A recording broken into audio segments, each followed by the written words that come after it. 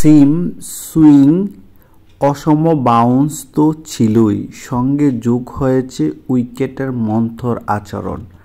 টি-20 বিশ্বকাপের আলোচিত venue new ইয়র্কের নাসাউ কাউন্টি আন্তর্জাতিক ক্রিকেট স্টেডিয়ামে আগে ব্যাট করা দলকে কঠিন পরীক্ষা দিতে হবে তা শ্রীলঙ্কা ও দক্ষিণ আফ্রিকার ম্যাচেই বোঝা গেছে। আয়ারল্যান্ডেরও ভাগ্য খারাপ, ব্যাটসম্যানদের জন্য সেই দুর্বোধ্য কন্ডিশনে ভারত টসে জিতে আইরিশদের ব্যাটিংয়ে পাঠায়।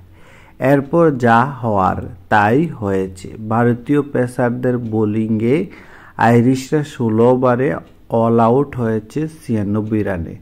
ভারত 12.3 ওভারে 8 উইকেট হাতে রেখে সেই রান টপকে যায় সহজেই। রান তাড়ার শুরুতে বিরাট কোহলি আউট হলেও রোহিত শর্মা টিকে ছিলেন। ব্যক্তিগত 2 রানে জীবন পাওয়ার পর ভারতীয় অধিনায়ক কঠিন উইকেটেও 37 বলে 52 রানের ইনিংস খেলেন। তিনি অপরাজিত থেকে ম্যাচ শেষ করে আসতে পারতেন, তবে হালকা চোটে পড়ায় রোহিতকে মাঠে ছাড়তে হয়। 3-এ নামা ঋষভ পান্তের ব্যাট থেকে আসে 26 বলে অপরাজিত 36 রান।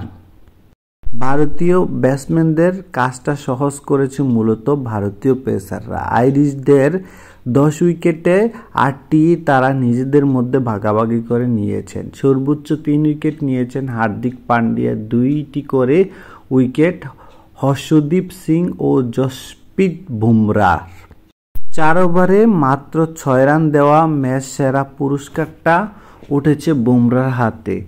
রান বন্যার আইপিএলের পর নিউ ইয়র্কে বোলিং সহায়ক কন্ডিশন পেয়ে স্বস্তির নিঃশ্বাস ফেলেছে এই ভারতীয় পেসার। ভারত থেকে আসার পর এখানে বল সিম সুইং করতে দেখে খারাপ লাগছে না, কোনো অভিযোগও নেই। এই কন্ডিশনে আপনাকে মানিয়ে নিতে হবে, কৌশলী হতে হবে।